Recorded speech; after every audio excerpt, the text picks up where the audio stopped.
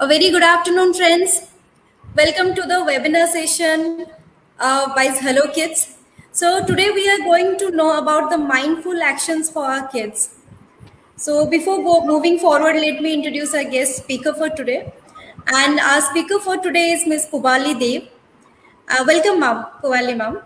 Thank you so much. Miss Pubaly Deb, she is a teacher, an instructional designer, and a teacher trainer. So she has conducted many workshops for more than 100 teachers across India. Currently, she is teaching social studies in Jiva Public School, and she has spearheaded various training programs for teachers, skills and development. And her vision is to develop innovative and futuristic learning models for teachers, for children, and to collaborate with the teachers and parents. So Pubali ma'am, welcome to Hello Kids. So you Thank can, you so it's over to you ma'am now. Thank you so much, Samapika. Thank you so much for having me here, Hello Kids. And a special thanks to Mr. Preetam Kumar Agarwal for reaching out to me and asking me to be here. It's a pleasure to be here. And I hope today's session would be fruitful for all of us. To begin with this, Samapika, if you can share the PPT. Sure ma'am.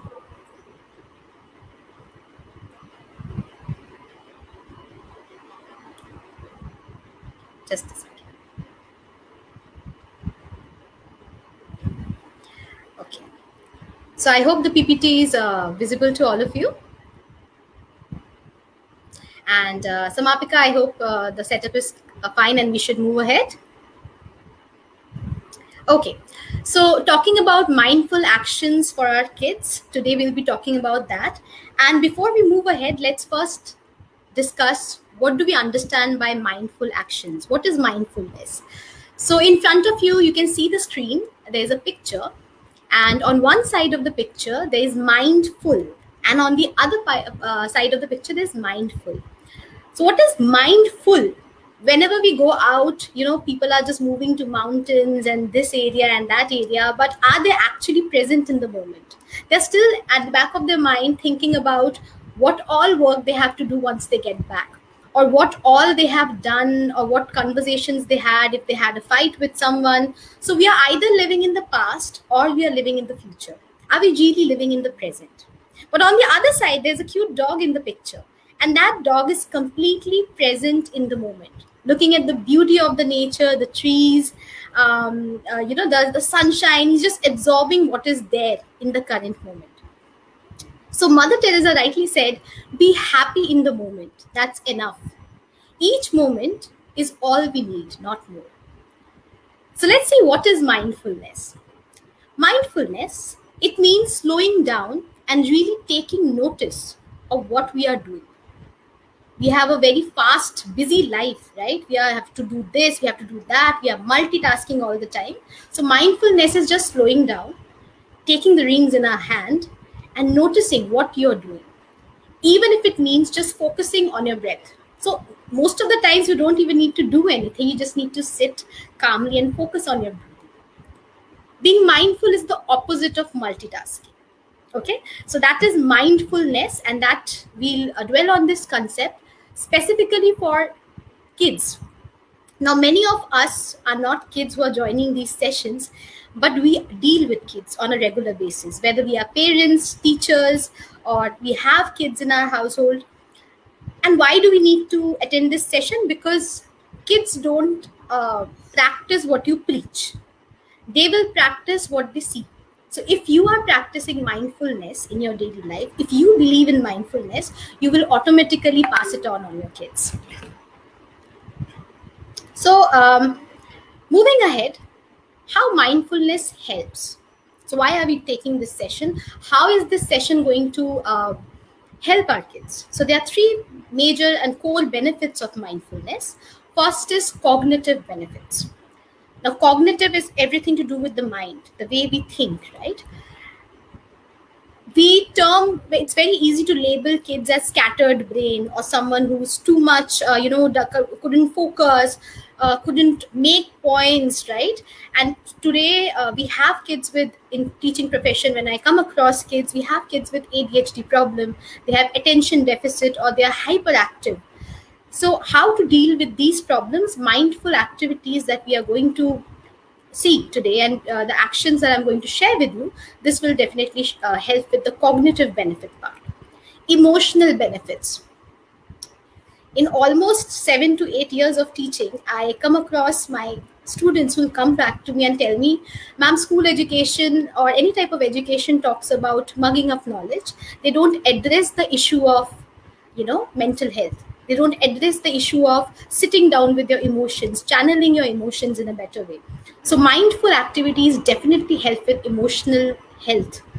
And then social benefits. We have introverted child, extroverted child, right? There are kids who face bullying in school, right? There are kids who bully other kids. They don't have empathy or compassion sometimes. So how do we incorporate mindfulness in our day-to-day life so that these problems could be helped beautifully? So these are three areas, major areas, where we can incorporate mindfulness and it will benefit. So I'm going to share with you A to Z or A to Z of mindfulness today. I hope you're there with me. If you feel like you can note it down, you can take screenshot, it will help you, right? So A to Z, we teach kids in primary level. A for apple, B for ball, C for this. So it's all related to what we want to teach them. But are we teaching them mindfulness? So, with this A to Z of mindfulness, I will give you different activities which you can practice with your child in day to day life, which will improve mindfulness in your kid. Before we move to that, it is very important to note that mindfulness is not a disciplinary tool. Okay, so if you use mindfulness activities or techniques as a disciplinary tool, if your child is not listening and you're asking your child to sit down and take deep breaths, or sit down and go to your room and paint, the child will associate it with a negative reinforcement, and the child will run away from that. The impact will be opposite. So please make sure whenever you are practicing these activities, these are just to manifold increase the positiveness.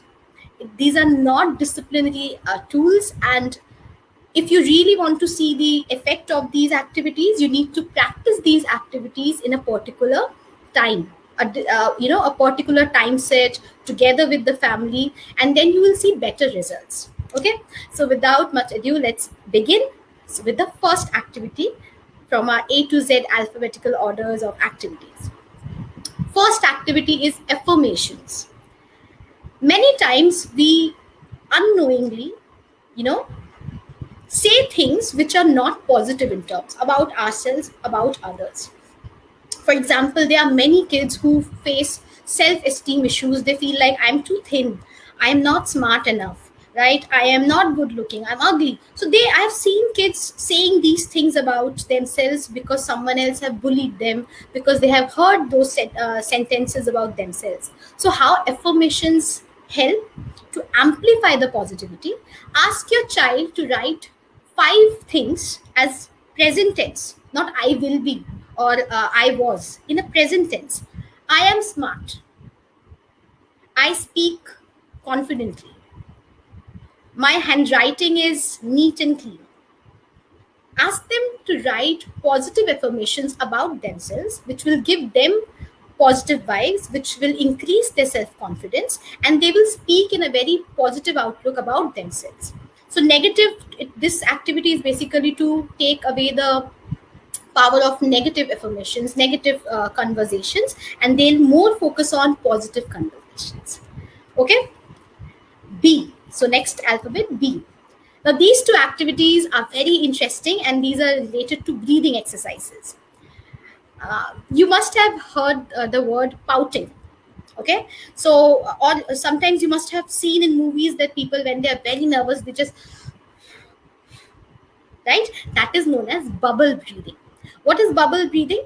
You take a deep breath inside, a long deep breath inside, and then when you're releasing the breath, you pout your lips and you release it. That is known as bubble breathing. For example,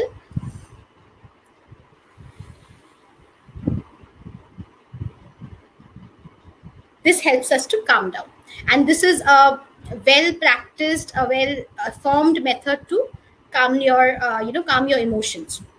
Next one is buzzing bee. Buzzing bee is again a very fun activity to practice with our kids. It is the sound of the bee. Hmm. That is the sound of the bee. So how do you do that? You inhale a deep breath, and when you release, you make that buzzing sound. Okay, so you can do it with me.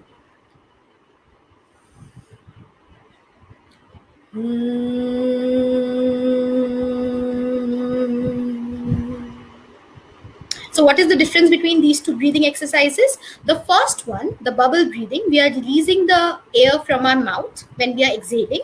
In the second one, we are just making that buzzing bee sound, but we are releasing the breath from our nostrils. Okay, that is the difference between these two activities. You can practice this activity if you want to, achieve that calmness. So, that is B for you.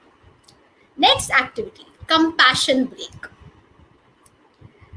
Compassion break is an amazing activity. Sometimes we do not focus on what on all the kids want. Kids could be, fun to be around, and sometimes we just want the task to be completed. You have to finish writing it then and there, right? You have to finish this right now. But if the kid is saying that, my hands are, it's hurting, or my hand is hurting, or my eyes are, I'm feeling itchy in my eyes, we don't pay attention to that. So compassion break is very important. If the child is telling you that he is going through something which is uncomfortable, do address that. And in that compassion break, if you listen to the child, if you will be compassionate to the child, so whenever you are tired, you're home, you're tired, and the child is coming and you're like, I cannot do this, you can again tell the child, right now I'm feeling like this, I'm feeling fatigue, I'm feeling this. So that is compassion break, which will help to improve your and your child's relation, and you will be able to communicate in a very positive way with each other. Next one, detective duck. Now, who doesn't like to be a detective, right? Everyone wants to find what is the new topic that is going on, what is happening in someone else's life. We all are detectives in our own ways. But this detective duck will only focus on oneself. Ask the child to sit. And if the child is acting in a cranky manner, in an angry manner, ask questions.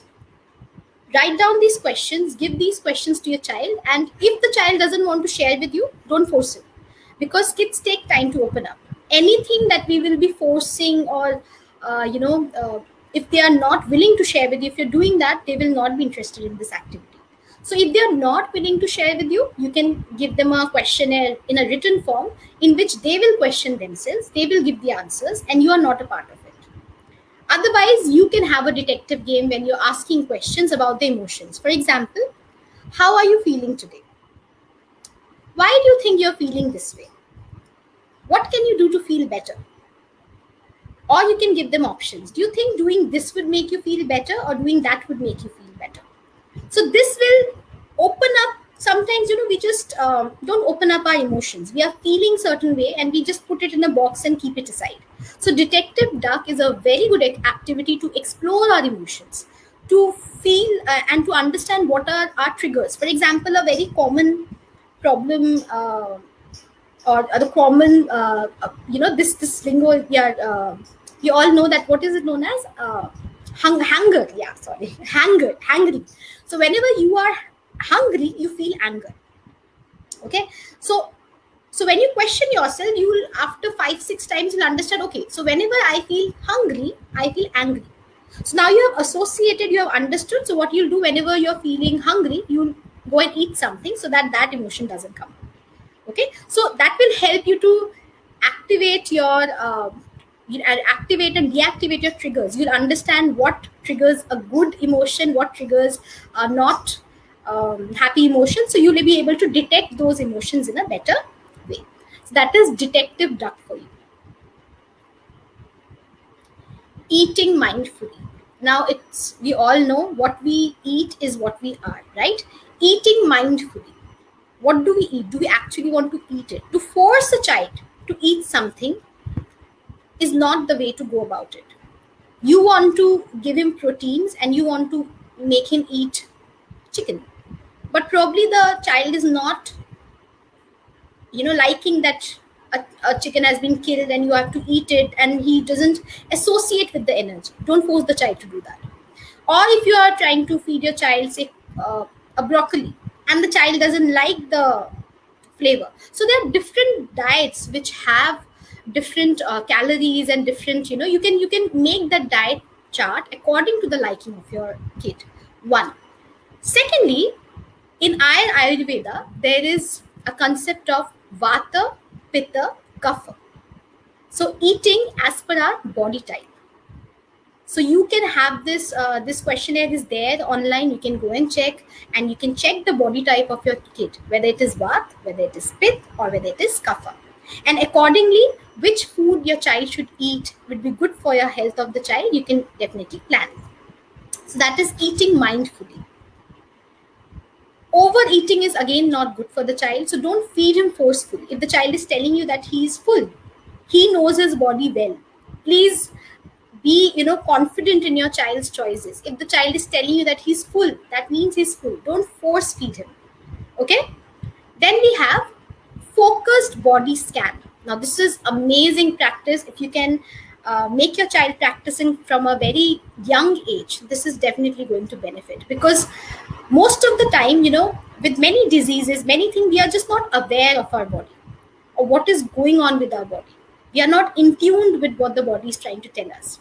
So chakra meditation, many videos you'll find on YouTube. You can go and read about it. Focused body scan. How are you feeling over here? How are you feeling on your heart space?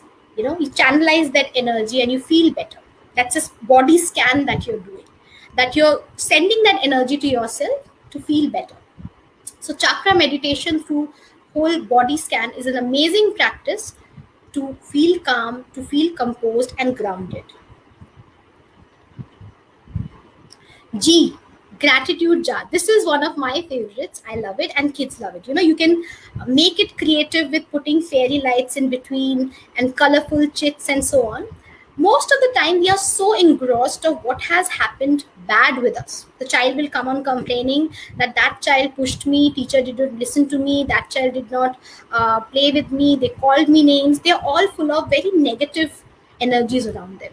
So when that is happening, your child is complaining too much. Do listen to that. We'll come to that. That's very important. But apart from that, take your child to a gratitude place of gratitude, where the child is thanking that he had a meal to eat. He had parents who are loving. He has a home, so he will be so rich in his values, and he'll feel so blessed. And when we feel blessed, good things happen with us. The energy vibe changes, right? So a gratitude jar, you can put a mason jar and say take colorful chits in that. The child will write what good things have happened with him or her in a day and can put that chit in the jar.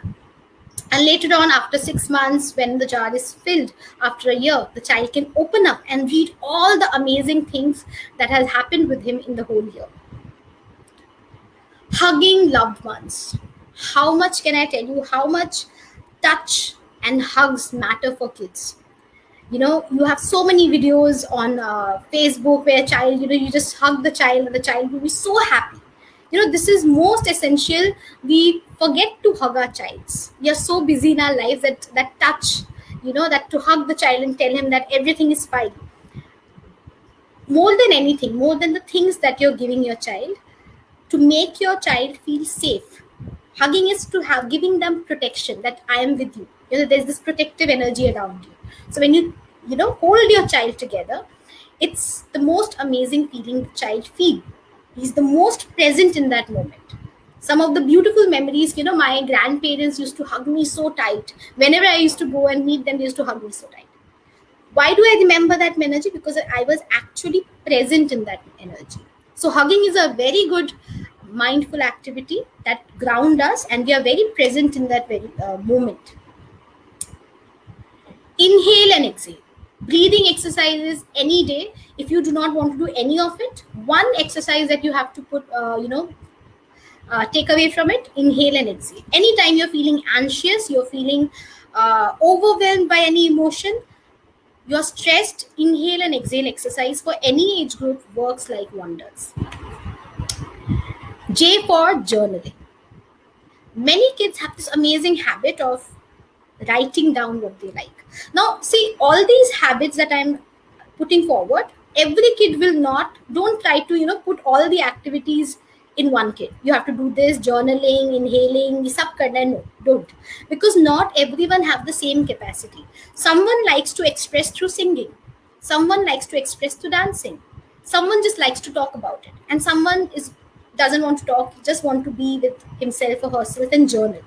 So first try to figure out what works for your child, which activities work for your child, and then practice those activities with your child.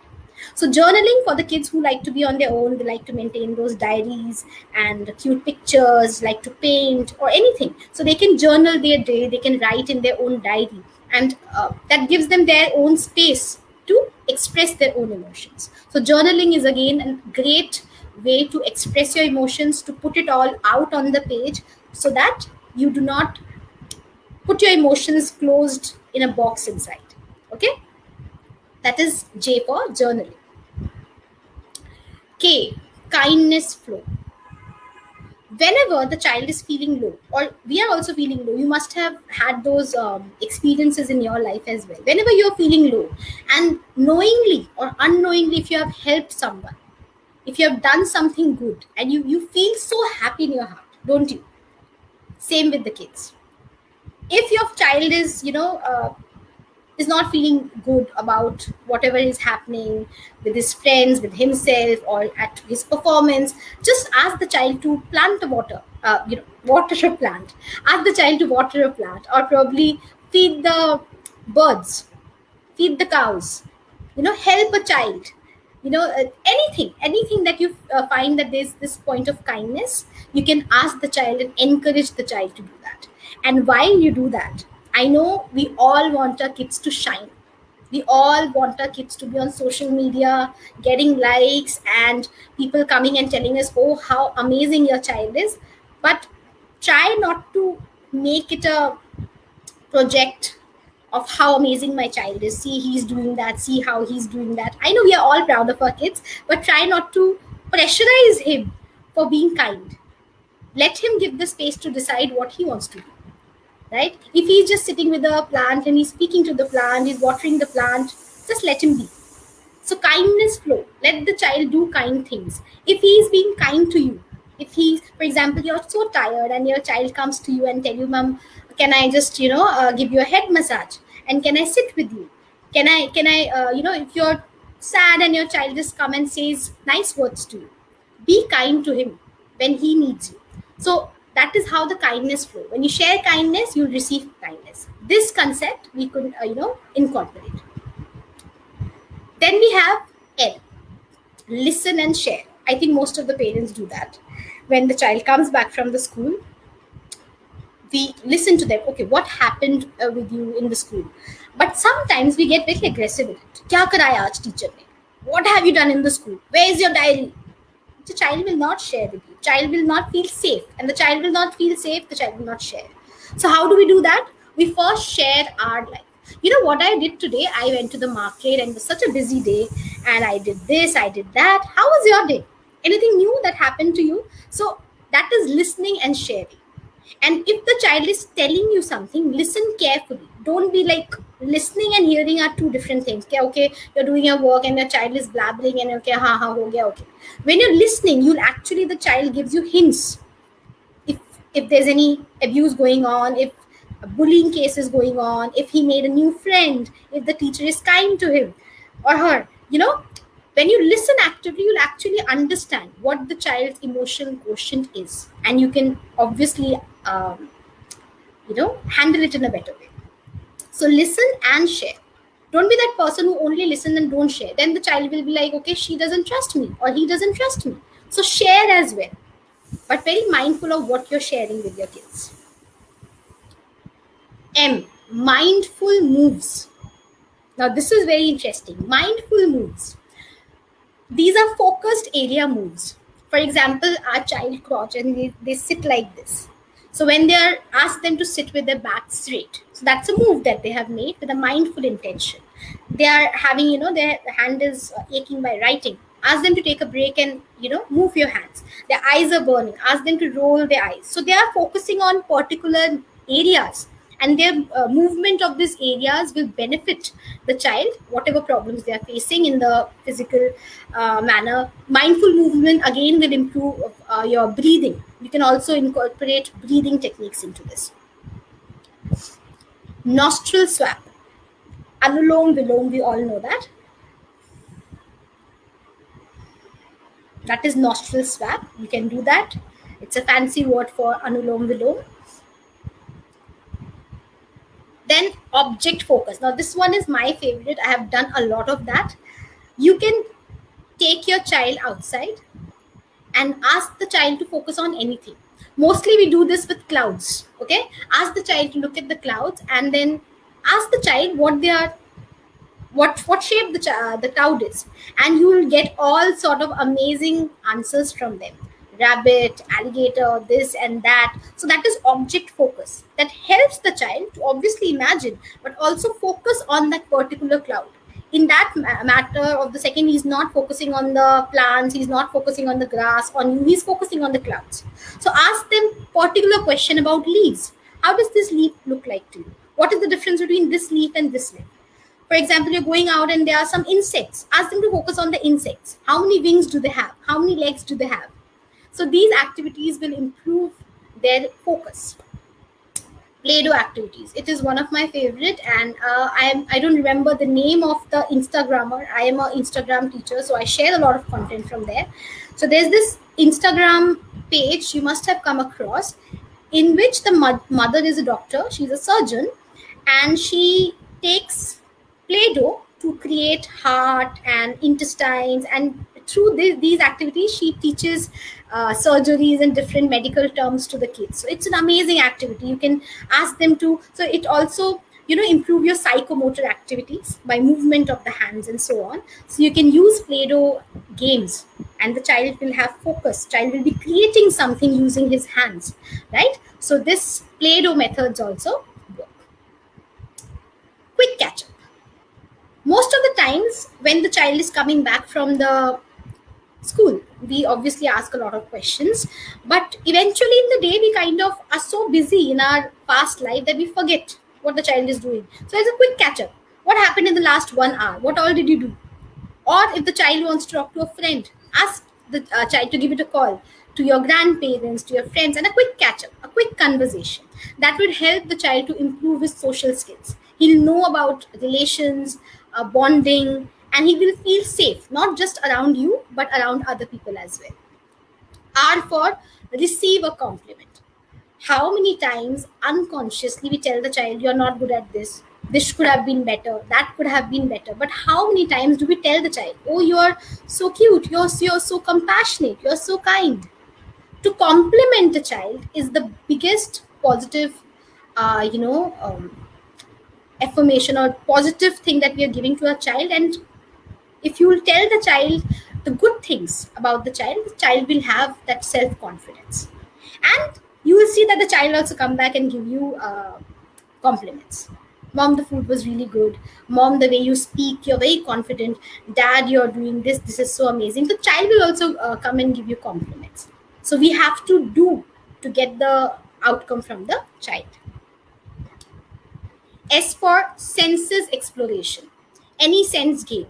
Okay, you can just put a blindfold and ask the child to smell something, a rose or any flower or anything, and the child have to figure out which flower or which fruit it is, right? So these are all games for sense game. You can go, there's sense game for listening skills, there's sense game for touching, feeling, and for inhaling. So all these smelling games, all these games are available online. You can go and explore sense games and you'll find those. T for tense and release. Tense means gripping our hand, the vibration that you feel in your body. So tense your hands and then release. To tense your hands and then release. Again, the child is in the moment, feeling the movement of the body, tensing and releasing. So this helps when the child is sitting for a meditation and you're telling the child to release, to be, at relax. So he'll know how to relax. But until unless the child know what is being tensed, how will he relax or release? Okay. So tense and release. So these activities will also help the child in being mindful. Undivided attention. When the child is speaking to you, please make eye contact. Undivided attention. If you're looking at a laptop and listening to him, I know it's very difficult. We are, you know, all busy. But even if for half an hour, 15 minutes, you are giving undivided, you're looking into the eye of the child, you're making those expressions, moving those hands, that is undivided attention. Even your child will feel confident to look into people's eyes and talk. Voice check. It could be in form of singing, it could be in a form of tongue twisters, it could be in form of anything. My mother used to take me through sargam practices, music classes, voice check, anything. Or they can mimic. For example, kids love to mimic Shinchan. Take it from me, they love to make that voice around Shinchan, right? So certain whatever cartoon characters that they like, try, ask them to mimic. Tongue twisters, music practices, all that will help in voice check. Write freely for W. Writing freely is all about creative writing. Whatever they want to write, they can write that. Next, we have X, that is express joy. Express joy in whatever way you want. No innovations that you have only have to write, you only have to paint. They want to dance, they want to play in the mud, they want to get wet in the rain, drenched in the rain. Express joy. Let them express. Okay, so sometimes they paint on the the wall and so on. I know it, sometimes you get angry, okay, why is he doing it? But he's expressing joy, right? So don't snub your child on doing that. Find different ways that would be more productive, that will not ruin your house, but let him express or let her express the joy. Yoga, like body, mind, spirit, all aligned together. This is one activity that would, will solve a lot of issues. Again, please don't force your child. See, if the child wants to dance and achieve that, physical fitness through dancing, through aerobics, let the child do that. Don't force ke yoga hi karna hai. You have to just do yoga, not like that, right? But yoga is a great way. Again, don't force the child to practice any particular yoga pose. If the child is not comfortable, don't force the child, and make sure it is guided. Okay. And last but not the least, Zen doodling. Calligraphy. Many kids love to make calligraphy, ink, pen. When I was kid, how I used to love to do that. I used to love using my fingers to paint. That is Zen doodling. Sometimes while studying, we just make sunflowers and different small pictures behind the pages. All of those are Zen doodling, right? You express yourself. You're doing something, your mind is busy in that. Although, again, certain activities we can incorporate to put the focus in the place, but right now that is not the. To express, you can use Zen doodling. They can paint. You must have seen there are many kids who are very silent, or they are going through traumas, or they are going through any such stressful situation. They love to just doodle, or they just love to paint, and through that they used to express their anger, their stress, their anxiety, whatever they are feeling. So Zen doodling is the best way for students to express. So these are A to Z of mindfulness, mindful actions for our kids. Again, you are not supposed to use all of them on your kids. Let them pick and choose. Which one do they like? Explain all these activities to their kids and ask them which one would they like. Taking their opinion, incorporating them in the decision making is very, very important. So that's it from my end. Lastly, if you have any questions and answers, you may ask. Over to you, Samapika.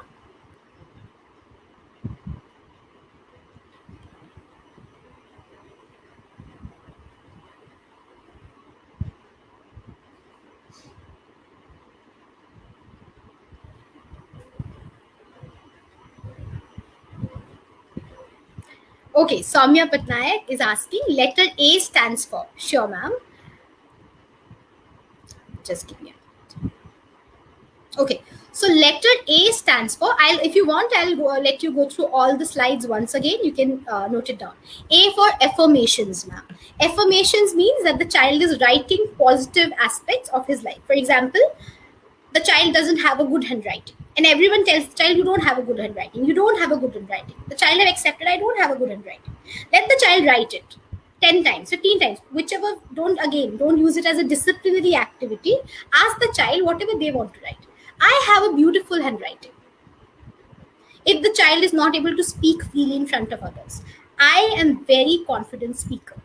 So positive affirmations so that the child is feeling confident. Once he feels confident, then the actions come. So affirmations is for feeling positive, feeling confident before taking any actions.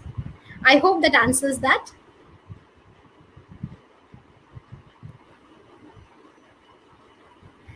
Dimple Shah, ma'am. Yes. I hope it help our kids. That's all we want, right? Anything else that you want to ask?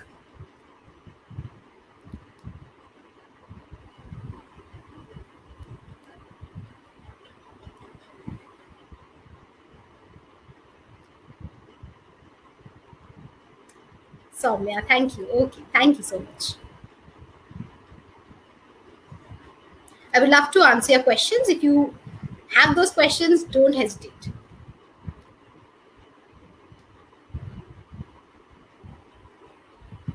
Thank you so much. Thank you so much for your appreciation.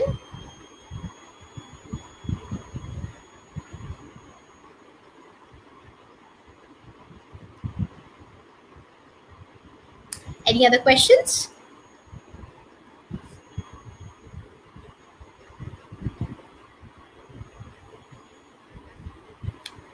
I think this is it then.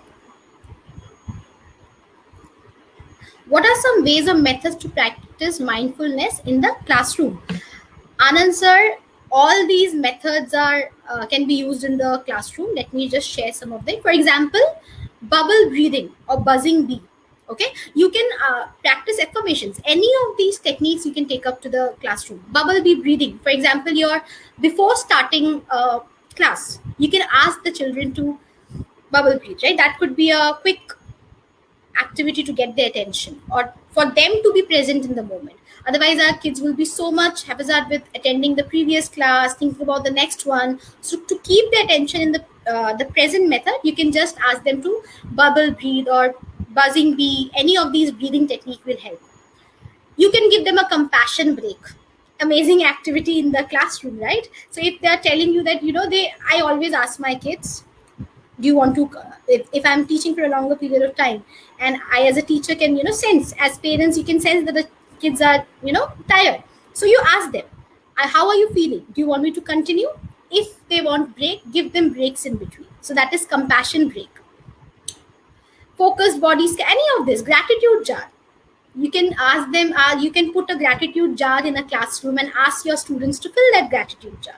By the end of the class you can read. So whatever, if your someone's friends have helped, so that child will like, Sakshi has helped me today with this.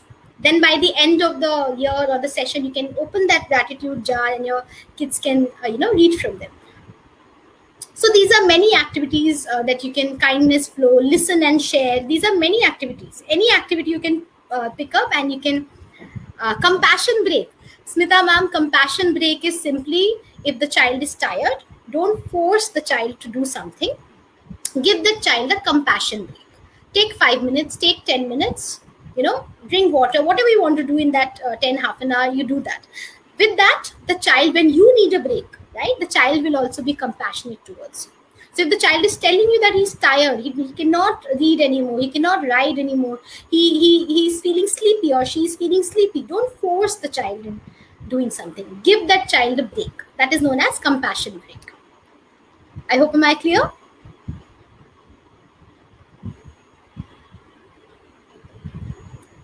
Thank you for such amazing questions. Anything else that would like to ask?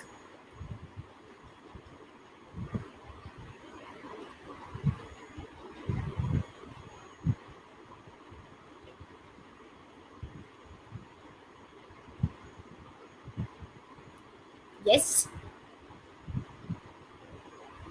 Vishnu Bhardwaj ji, thank you so much. The alphabetical related methods, it's easy for us to remember as well because it's an alphabetical method, right?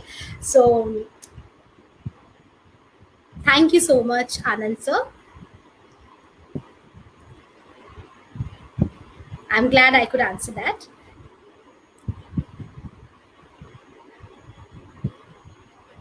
Any other questions?